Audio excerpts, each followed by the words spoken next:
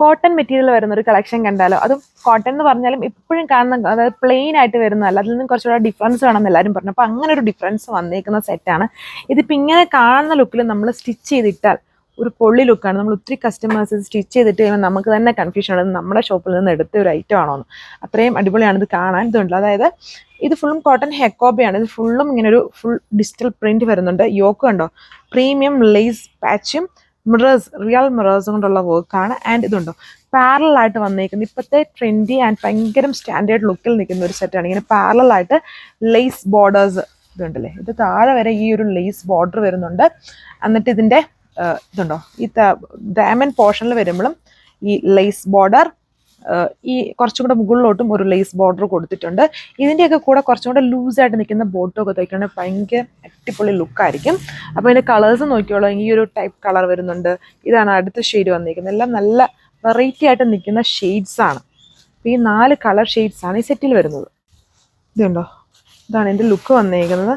വളരെ പൊളിയായിട്ട് നിൽക്കുന്ന ഒരു ഐറ്റമാണ്. അതിൻ്റെ ബോട്ടമൊക്കെ നമ്മൾ ഡിഫറെൻറ്റ് സ്റ്റൈലിൽ, ഇതിലിപ്പം വന്നേക്കുന്ന ബോട്ടം എന്ന് പറയുന്നത് സാൻഡൂൺ ആണ്. അതല്ലാതെ ഇപ്പോഴത്തെ ട്രെൻഡി ആയിട്ടുള്ള ഇങ്ങനെ പലാസോ സ്റ്റൈലൊക്കെ വരുന്ന ബോട്ടംസ് ഉണ്ടല്ലോ, അത് കുറച്ചുകൂടെ ലൂസായിട്ട് നിൽക്കുന്നത്. അത് ഫുൾ ലെങ്കിൽ ഇതുപോലെ തയ്ച്ചിട്ട് ആ ഒരു ലൂസായിട്ടുള്ള ബോട്ടം ഇടുകയാണ് കുറച്ചുകൂടെ ഒരു ഡിഫറെൻ്റ് ആയിട്ടുള്ള ഒരു ലുക്കായിരിക്കും ഇങ്ങനത്തെ ഐറ്റത്തിന്. ഇതിൻ്റെ ദുപ്പട്ട വന്നിട്ട്, അതായത് ടോപ്പ് വളരെ കുറച്ച് ഹെവിയാണ്, പ്രീമിയം ലേസാണ് യൂസ് ചെയ്തിരിക്കുന്നതുകൊണ്ട് തന്നെ ദുപ്പട്ട നമ്മൾ പ്ലെയിൻ ആയിട്ട് കൊടുത്തിട്ട് ബോർഡേഴ്സിൽ ഇതുണ്ടോ, അത് പ്രീമിയം ലേസ് തന്നെയാണ് ബോർഡറിൽ കൊടുത്തേക്കുന്നത്. ബോട്ടം സെയിം ഈ ഒരു കോൺട്രാസ്റ്റ് കോംബോയിൽ വരുന്ന സാൻഡൂൺ ബോട്ടം.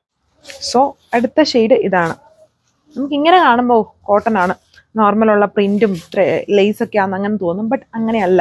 ഇത് തയ്ച്ചിട്ട് കഴിഞ്ഞാൽ മാത്രമേ ഇതിൻ്റെ ഒരു എന്താ പറയുക, നമ്മൾ ഒത്തിരി പേർക്ക് കണ്ടിട്ടുണ്ട്. നല്ല അടിപൊളി എന്ന് പറഞ്ഞാൽ അടിപൊളിയാണ്.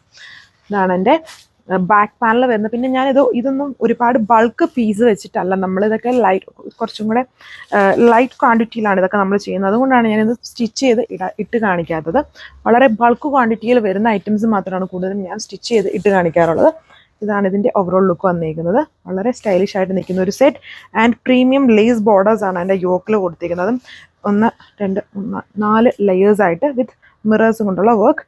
പിന്നെ പാരലലായിട്ട് അത് കുറച്ചും കൂടി ഒരു ഫിറ്റ് നമുക്ക് കിട്ടും. ഇങ്ങനെ ഈ പാരലലായിട്ട് ഈ ലേസ് താഴെ വരെയും പോയേക്കുന്നുണ്ട്.